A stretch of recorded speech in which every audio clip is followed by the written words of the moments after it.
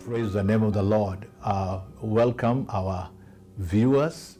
I want to welcome you to join us for prayer and fasting from 1st to 7th of January.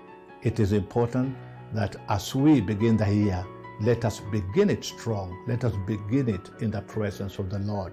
Let us begin it by repairing the altars, because the altar is the contact point where God or where the spiritual meets the physical.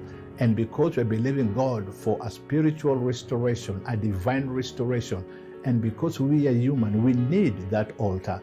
And that is the altar that we want to raise up, to establish, and to repair. Thank you so much. Happy New Year, and may we have a prosperous one in Jesus' name.